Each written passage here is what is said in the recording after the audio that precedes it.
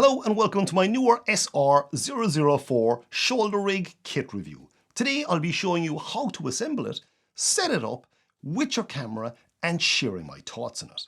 Now if you've been following my YouTube channel then you might know I was using the SmallRig shoulder rig, this fella, up until recently.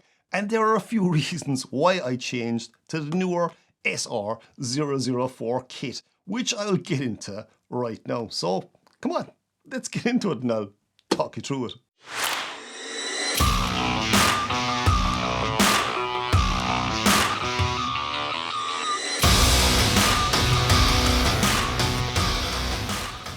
Before we get into the unboxing and setup section, let me explain why I swapped over to the Neewer SR004 rig. Now, the two rigs are practically identical. Build quality wise, there's no difference between the two of them. But there are two differences. The Neewer is retailing for slightly less than the SmallRig shoulder rig. There's only a couple of dollars in it, I think. But don't forget that my discount code, which Neewer gave me for this review, gives you another 21% off that price, which makes it a lot cheaper than the SmallRig. So that's a massive advantage right there. And by the way, you can find that discount code in the description down below. So the difference between the two of these kits is actually the length of the 15mm rods. The 15mm rods on the Neewer SR004 kit are quite a bit longer than the SmallRig kit. And that means you can actually extend it out further from your shoulder if you want, or have this slid back and you can actually mount accessories on the back here which you can easily take on and off. So that is incredibly handy. So the Neewer has a big positive from the point of view of price. It's about 21 to 23% cheaper roughly. And then you have the longer 15mm rods too as well, which gives you a bit more flexibility in using the kit itself. So there are two big reasons to pick the Neewer SR004 over the SmallRig kit. So come on, let's pop the box open now and see what you get inside. So I hope this all doesn't fall out now because I'm doing this kind of backwards, but we'll see what happens. So I'm going to pop this open, and inside we have our instruction booklets. And if I take this off here then, we have a few different plastic bags, and we have the bars and the shoulder pad itself. Take these fellas all out, and is there anything else in there? Oh yeah, the additional cross-member bar. That's it. And very importantly, another silica gel patch. Love these yokes, so hold on to those. So this now is everything we get in the kit. You can see the shoulder pad and everything is mounted on here. We have our mounting plate for our camera, and we have the cross-member support for our arms here too as well. So how do you put the rest of it together? Well, basically we have a 15mm rod and there's a little end cap on that. So we just unscrew that fella, and we unscrew the one on the other side. And the reason for unscrewing those is they will then slide through the gap here, and we can just tighten up the levers until that arm is kind of a small bit tight, and the same on this side, and say, right, that's lovely. And then we're going to pop this on and tighten that up roughly. So we pop it here, and we can pop this one on here and tighten that up too as well again. And then what we do is we just put on our end caps. They literally just screw back online again on that side and on this side. That's it. That's our shoulder rig more or less assembled. So here I have the two shoulder rig kits, the Neewer one and the SmallRig one. So what I'm going to do is just pop them up vertically so you can see the length in the difference of the arms. You can see the arms fall short here, whereas they go all the way down to the desk here. And it's still taller. So you can see those arms are considerably longer. As regards the width, there is no major difference. It is slightly wider too as well, so you can splay the arms out slightly more on the Neewer than you can the SmallRig. But let's just extend this out along here now.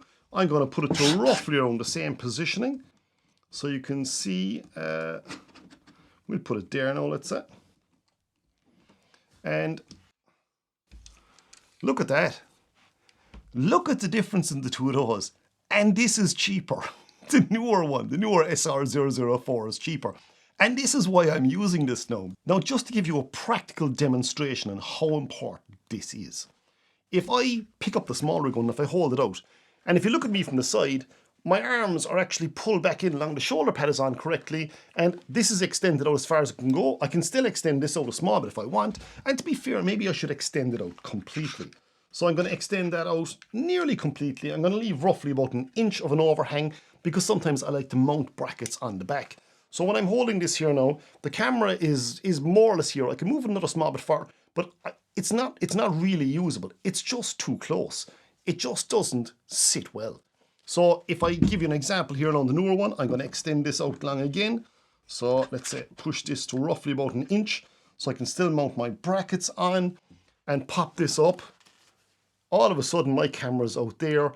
It's a lot easier to use. It just feels more comfortable. I have a wider stance too as well. It just, if you're going to use this for an hour or two, I'm telling you, you will love this in comparison to this. With the SmallRig, you're like this, and you're going around the place like this. Whereas the newer, you can relax a small bit, your arms go out a small bit more, and it just feels just that bit more steady. You're not as cramped up and as tight, whereas you are with the SmallRig one. And also crazily, when I'm doing this demonstration, you can see there's no overhang in the bars here on the front, and there's only a slight overhang on the back here on the SmallRig.